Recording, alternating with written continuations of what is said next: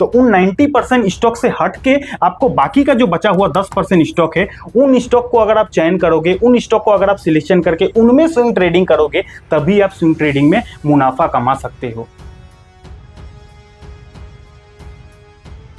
काफी समय से शेयर बाजार का परिस्थिति कैसा है आपको बहुत ही अच्छी तरीके से पता है। शेयर बाजार में हमें लगातार गिरावट देखने को मिल रहा है। अब आज के वीडियो का टॉपिक ये है कि बियरिश मार्केट में स्विंग ट्रेडिंग आखिर कैसे किया जाता है। यानी कि जब शेयर बाजार गिर रहा होता है, जब मार्केट बियरिश होता है, जब शेयर बाजार के हर एक स्टॉक गिर रहा होता है, वैसे समय पर स्विंग ट्रेडिंग करके कैसे प्रॉफिट निकाला जाता है, आज के वीडियो में इसी चीज को पूरा स्टेप बाय स्टेप सीखने वाले हैं।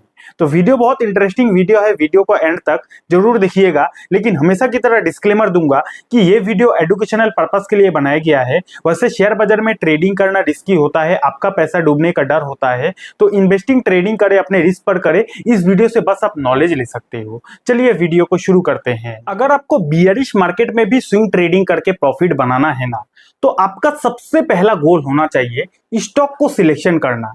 आज का वीडियो का हमारा पहला पॉइंट क्या है कि the main task is stock selection. यानी कि बियरिश मार्केट में स्विंग ट्रेडिंग करने के लिए सबसे पहला गोल होना चाहिए स्टॉक सिलेक्शन करना। ऐसा इसीलिए क्योंकि जब मार्केट बियरिश रहता है ना, जब शेयर बाजार में गिरावट चलता है ना, उस समय शेयर बाजार का मोटा मोटी 90% स्टॉक में भी गिरावट चलता है। जब भी मार्केट में रोज गिरावट चलती है, उस समय शेयर बाजार का 100 में से 90 स्टॉक में गिरावट चलता है।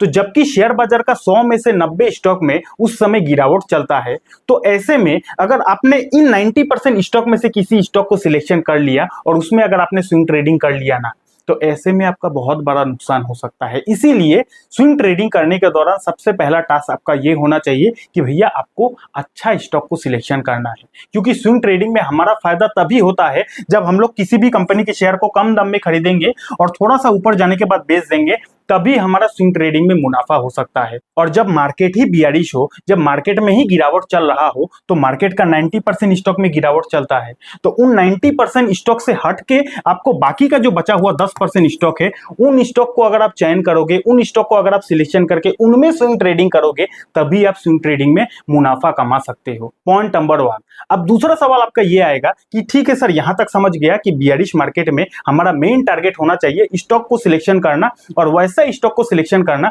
जो स्टॉक मार्केट से थोड़ा सा हटके हो, जो स्टॉक मार्केट की तरह ना गिर रहा हो, जो स्टॉक 10% के अंदर आता हो, वैसा स्टॉक को चुनना चाहिए। इतना आपने समझ लिया। दूसरा सवाल आपका यह आएगा कि इन 10% स्टॉक को कैसे खोजा जाता है। वो 10% स्टॉक, जो 10% स्टॉक मार्केट के हिसाब से नहीं गिर रहा हो, वैसा 10% स्टॉक को कैसे खोजा जाता है, सब आपको इस वीडियो में सीखने को मिलेगा। वीडियो अच्छा लग रहा है तो वीडियो को लाइक कीजिए, कमेंट कीजिए।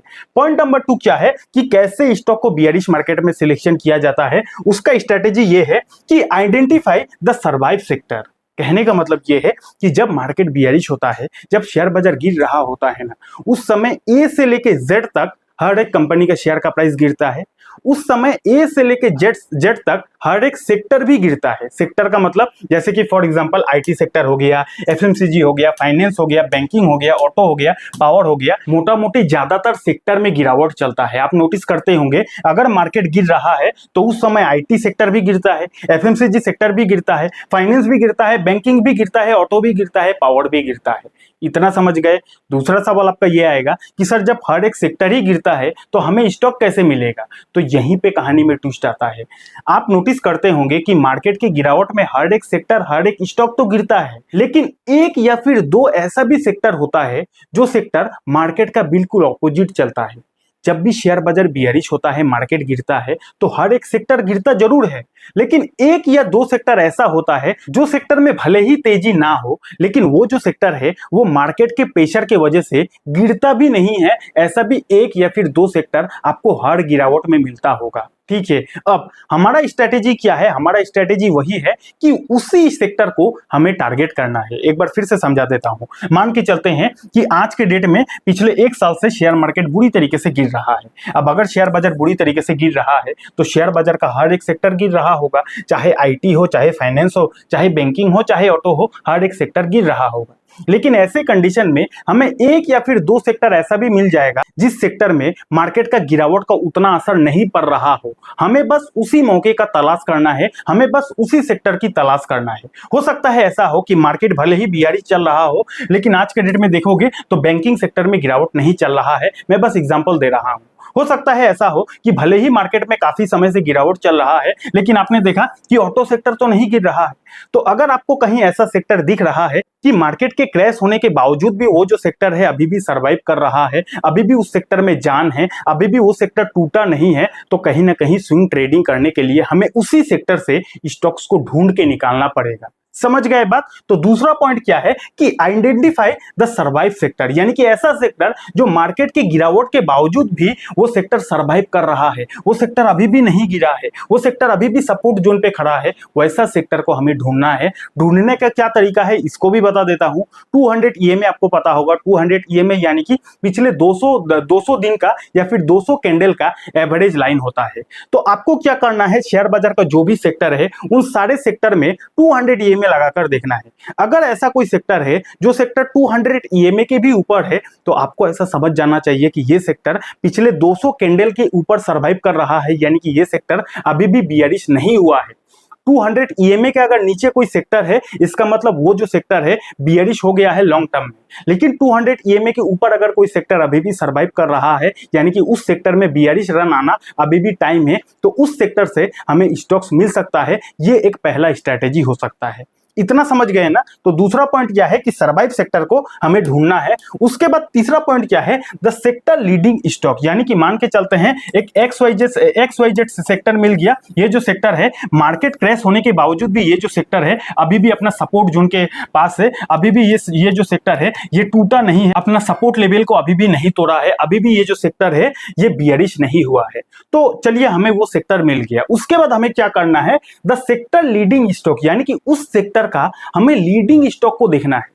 यानी कि जो भी वो सेक्टर है उस सेक्टर का टॉप की 1 कंपनी होगा, टॉप 2 कंपनी होगा, टॉप 3 कंपनी होगा, टॉप कंपनी को हमें देखना है। क्योंकि वो सेक्टर अगर नहीं टूटा है तो उस सेक्टर का जो टॉप लीडिंग कंपनी है वो कंपनी का प्राइस एक्शन भी नहीं टूटा होगा, वो कंपनी का चार्ट भी बियरिश नहीं हुआ होगा। तो अगर उन कंपनी का चार्ट बियरिश अभी तक नहीं हुआ है तो यही से मौका होता है भैया बियरिश मार्केट में स्टॉक सिलेक्शन करने का। समझा पा रहा हूं मैं? अगर ऐसा कोई सेक्टर है जो मार्केट के क्रैश में भी नहीं टूटा है तो उस सेक्टर का हमें टॉप लीडिंग स्टॉक को चुनना है। टॉप लीडिंग स्टॉक को इसलिए चुनना है क्योंकि मार्केट क्रैश होने के बावजूद भी अगर कोई ऐसा सेक्टर है जो सेक्टर अभी भी नहीं टूटा है तो उस सेक्टर का जो टॉप लीडिंग स्टॉक है वो स्टॉक का प्राइस एक्शन अभी भी मजबूत है, वो स्टॉक अभी भी बुलिश है। बुलिश नहीं भी होगा तो कम से कम बियरिश नहीं है, बियरिश नहीं है तो वहां पे प्राइस एक्शन, वहां पे हम अपना स्ट्रैटेजी बनाकर बियरिश मार्केट में भी स्विंग ट्रेडिंग करके प्रॉफिट बना सकते हैं। समझ गए बात? तो थर्ड स्टेप क्या है कि वो जो टॉप लीडिंग सेक्टर है उन सेक्टर का जो लीडिंग स्टॉक है यानी कि टॉप के स्टॉक है उन स्टॉक का हमें प्राइस एक्शन देखना है। देखना है कि कहीं कुछ अपॉर्चुनिटी मिल रहा है क्या, देखना है कि कहीं कोई प्राइस एक्शन बन रहा है क्या, कोई इंडिकेटर हमें सपोर्ट दे रहा है क्या। वो सारी स्ट्रैटेजी हमें उन स्टॉक में लगाना चाहिए। इतना समझ गए ना? उसके बाद क्या है कि ओन स्ट्रैटेजी। उसके बाद स्टॉक तो आपको मिल गया, टॉप स्टॉक को तो आपने सिलेक्शन कर लिया। उसके बाद चाहे आप इंडिकेटर को देखकर स्विंग ट्रेडिंग करो, उसके बाद चाहे आप प्राइस एक्शन को देखकर स्विंग ट्रेडिंग करो, या फिर चाहे आप कैंडलस्टिक पैटर्न को देखकर स्विंग ट्रेडिंग करो, ये आपके ऊपर डिपेंड होना चाहिए। ठीक है, समझ गए? तो चलिए थोड़ा सा वीडियो का समरी कर लेते हैं। सबसे पहले हमने बात किया कि हमारा पहला गोल होना चाहिए स्टॉक को सिलेक्शन करना बियरिश मार्केट में अगर हमें स्विंग ट्रेडिंग करना है तो।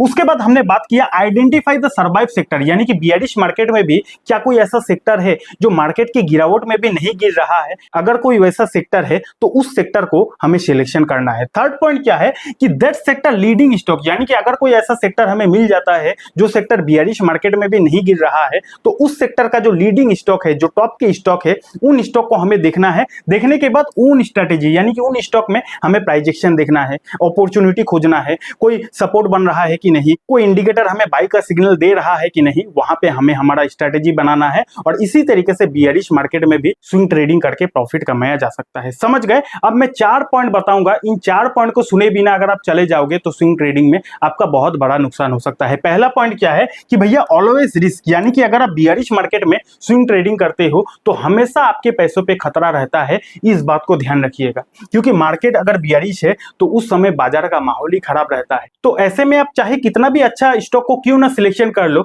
उस स्टॉक में कभी भी बहुत बड़ा गिरावट आ सकती है। इसलिए ऑलवेज रिस्क, ये जो रिस्क है इसको समझ कर ही आपको ट्रेडिंग करना चाहिए, नहीं तो आपका पैसा डूब सकता है।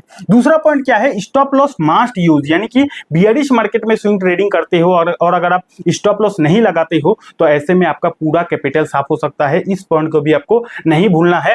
Stop loss hit any time, यानी कि बियरिश मार्केट में आपका स्टॉप लॉस कभी भी हिट हो सकता है। इसलिए माइंडसेट जो है हमेशा आप रेडी रखना। बियरिश मार्केट में स्विंग ट्रेडिंग कर रहे हो अच्छी बात है, लेकिन आपका जो स्टॉप लॉस है कभी भी हिट हो सकता है। चौथा पॉइंट क्या है कि small target small stop loss, यानी कि उस समय, यानी कि जब मार्केट बियरिश हो उस समय आपका जो टारगेट है वो भी छोटा होना चाहिए, स्टॉप लॉस जो है वो भी छोटा होना चाहिए। थोड़ा थोड़ा पैसा कमाओगे तो लंबे समय तक पैसा कमा पाओगे, लेकिन एक बार में आप इतना खाना चाहोगे तो ना आप पैसा कमा पाओगे और ना ही स्विंग ट्रेडिंग के फील्ड में आप टिक पाओगे। इसीलिए स्विंग ट्रेडिंग अगर आप करते हो बियरिश मार्केट में तो इस बात को ध्यान रखिएगा, टारगेट भी आपका छोटा होना चाहिए, स्टॉप लॉस भी छोटा होना चाहिए। क्योंकि उस समय मार्केट में जो वोलेटिलिटी रहता है काफी ज्यादा रहता है और उस समय ज्यादातर जो माहौल होता है नेगेटिव होता है। इसलिए छोटा टारगेट और छोटा स्टॉप लॉस के साथ आपको काम करना चाहिए।